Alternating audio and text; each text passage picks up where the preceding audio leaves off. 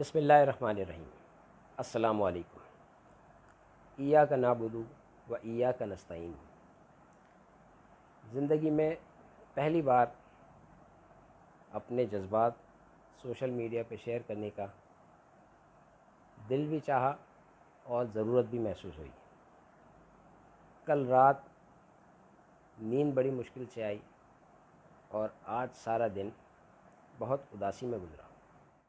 اس کی وجہ ایک ڈائلاگ ہے جو کل میں نے ٹی وی پہ سنا شہباز شریف صاحب کے منہ سے، اور وہ ڈائلاگ تھا beggars can not be chooser. ناظرین، 22 کروڑ پاکستانیوں کو ایک لمحے میں انہوں نے بھکاری بنا دیا، اور اس لمحے کے 1000ویں حصے میں انہوں نے یہ نہیں سوچا کہ میں نیشنل ٹی وی پہ بیٹھ کے اپنی عوام کے لیے کیا بول رہا ہوں۔ یہ ڈائلاگ نیا ہے۔ اس سے پہلے ان کے صاحبزادے حمزہ شہباز شریف صاحب اسکول میں بچوں سے فرما رہے تھے کہ کرپشن ہوتی ہے، پیسے کھائے جاتے ہیں، پاکستان اسی طرح ترقی کرے گا انشاءاللہ۔ بہت عجیب الفاظ ہیں۔ اور کچھ دن پہلے خان صاحب کے منہ سے الفاظ سنے جو بہت مشہور ہوئے۔ ایک ایبسولوٹلی ناٹ، دوسرا we are not your slave. اگر میں آپ سے پوچھوں کہ آپ کو اپنے لیے ان جملوں میں سے کس کے جملے پسند ہیں تو آپ کا جواب کیا ہوگا؟ Beggars can not be chooser, یا ایبسولوٹلی ناٹ، یا we are not your slave? بات یہاں آگے رکتی نہیں ہے۔ ہم کہیں جانے کے قابل نہیں رہے۔ ہمارے پاکستانی بہت سارے ملکوں میں جاتے ہیں، کوئی بھی منہ اٹھا کے کہہ دے گا you are beggar, you are my slave, polish my shoe. کیا کریں گے ہم؟ اس کو بھی چھوڑیں، کون جائے گا، کب جائے گا، کس کو معلوم۔ جو لاکھوں پاکستانی اس وقت دیار غیر میں مزدوری کر رہے ہیں، کاروبار کر رہے ہیں، ان کو اگر کسی نے یہ جملے کہہ دیے تو وہ کیا سوچیں گے؟ ہمیں کس لائق چھوڑا ہے؟ ایک جملے نے زندگی بدل دی۔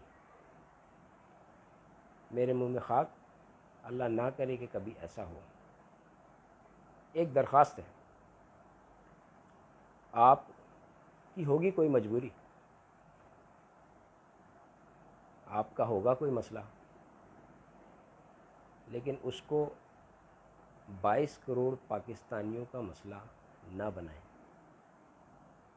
ہاں، آج ہمارے منہ میں زبان آ گئی ہے، اب ہم بولتے ہیں۔ پہلے ہم بولنا تو چھوڑو، سوچ بھی نہیں سکتے تھے۔ اس کا کیا مقصد ہے؟ اس کا مقصد یہ ہے کہ کسی نے عوام میں، قوم میں شعور جگا دیا ہے۔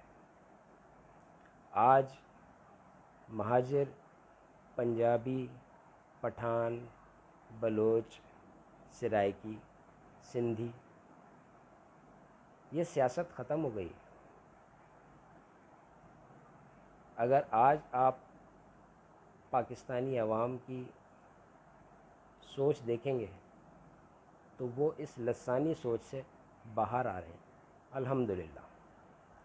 اب چند جملے خان صاحب کے لیے کہنا چاہوں گا۔ خان صاحب، پہلے تو آپ کو سلام ہے۔ 2011 کا آپ کا انٹرویو دیکھا تھا، جب کوئی سوچ بھی نہیں سکتا تھا کہ آپ اتنی سیٹیں لے لیں گے، جب کوئی سوچ بھی نہیں سکتا تھا کہ آپ وزیر اعظم بن جائیں گے۔ آپ نے اس وقت کہا تھا کہ جب ہم ان پہ ہاتھ ڈالیں گے تو یہ اکٹھے ہو جائیں گے۔ ہم دیکھ رہے ہیں ان کو اکٹھا ہوتے ہوئے۔ لیکن ان دنوں ایک مزیدار بات اور ہو رہی ہے کہ اتنے لمبے جھگڑے کے اندر کسی قسم کا کوئی عوامی ایشو نہیں ہے۔ وزیر اعظم پر جب عدم اعتماد ہوتا ہے تو اس کی مین ریزن ہوتی ہے کرپشن یا پھر ملک و قوم سے غداری۔ آپ پہ تو الحمدللہ ایسا کوئی الزام بھی نہیں ہے۔ آپ کے ساتھ جھگڑا کیوں ہے وہ ہمیں سمجھ میں آ رہا ہے۔ 2011 میں آپ نے کہا تھا، آج ہمیں سمجھ میں آ رہا ہے۔ بہرحال یہ تو ہے گھر کی لڑائی، گھر میں کس طرح اس جھگڑے کو نمٹا جائے گا، ختم کیا جائے گا، ہمیں نہیں پتہ۔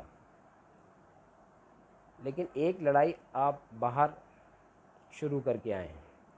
آپ نے کہا کہ میرے خلاف سازش اگست اکتوبر سے شروع ہوئی ہے، مجھے پتہ ہے، جبکہ مجھے ایسا لگتا ہے کہ آپ کے خلاف سازش اس فورم سے شروع ہوئی ہے جہاں آپ نے لا الہ الا اللہ کا نعرہ لگایا تھا۔ یہ وہ فورم تھا جہاں پہ کوئی یہ نعرہ لگانا تو کیا سوچ بھی نہیں سکتا تھا۔ ہم نے تو اس سرزمین کے لوگوں سے بھی یہ لا الہ الا اللہ اس فورم پہ نہیں سنا جن پہ خاص طور پہ یہ اترا تھا۔ آیا تو ساری انسانیت کے لیے تھا، لیکن پہلا ان پہ آیا تھا لا الہ الا اللہ۔ بہت مضبوط کلمہ ہے یہ۔ اگر آپ کامیاب ہو گئے تو ہم سمجھیں گے کہ اللہ نے آپ کو اس کام کے لیے چن لیا ہے، اور اگر آپ ناکام ہوئے تو آپ نے گھبرانا نہیں ہے۔ اس کلمے میں یہ پریشانیاں تو آتی ہیں۔ آپ کی اچھی بات یہ ہے کہ آپ نے کہا حکومت تو کیا جان بھی جاتی ہے تو جائے۔ آپ کی سابقہ زندگی کو نشانہ بنایا جاتا ہے، دودھ کا دھلا تو کوئی بھی نہیں ہے۔ کسی کو کیا پتہ اللہ اسے کب ہدایت دے دے، یہ تو میرے رب کے کام ہے۔ اور اس کلمے کی وجہ سے مجھے تو ایسا لگتا ہے اللہ سے گمان اچھا رکھنا چاہیے۔ میرا گمان تو یہ ہے کہ یقیناً میرے رب نے آپ کو معاف کر دیا ہوگا۔ آپ تقریباً اپنے حصے کا کام کر چکے۔ آپ کے اس کام کے بعد میری ذمہ داری بنتی تھی کہ میں جھوٹ بولتا تھا، مجھے جھوٹ بولنا چھوڑنا چاہیے تھا۔ میں کم تولتا تھا، مجھے کم تولنا چھوڑنا چاہیے تھا۔ میں خیانت کرنا تھا، مجھے امانت دار بننا چاہیے تھا۔ میں جھوٹ بولتا تھا، مجھے سچ بولنا چاہیے تھا۔ ایسا تو ہوا نہیں۔ ہاں ایسا ضرور ہوا ہے کہ ایک آگ لگ گئی ہے۔ محنت جاری رکھیے، انشاءاللہ اچھا وقت ضرور آئے گا۔ ہم نا امید نہیں ہیں، مایوس بھی نہیں ہیں۔ اداسی ہے کیونکہ کچھ صحیح ہوتے ہوتے ایک دم غلط ہو گیا ہے، اور باقاعدہ پلان۔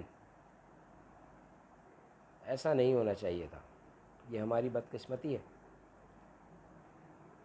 بہرحال جو اللہ کو منظور، اللہ کے فیصلے ہیں، انسان اپنی کوشش کرتا ہے۔ آپ کوشش میں لگے رہیے، ہمارا جو حصہ ہے وہ ہم ڈالتے رہیں گے۔ ہمارے حصے میں آتا ہی کیا ہے؟ ووٹ ڈالنا۔ جن کو ووٹ ڈالتے ہیں اس میں بھی لطیفہ ہے،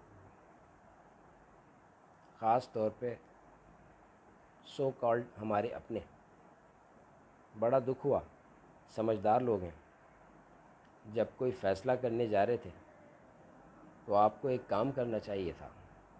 آپ اپنے منہ سے بولتے ہیں کہ کہ ہم عوام کی بھلائی کے لیے، اپنے لوگوں کی بھلائی کے لیے کام کر رہے ہیں، اپنے لوگوں کی بھلائی کے لیے یہ کر رہے ہیں، اپنے لوگوں کی بھلائی کے لیے وہ کر رہے ہیں۔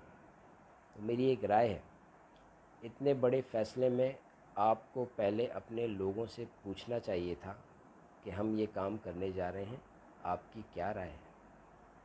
کیونکہ جس ووٹر نے آپ کو ووٹ دیا ہے اس کی رائے آپ کے فیصلے سے نہیں ملتی۔ پاکستان زندہ باد۔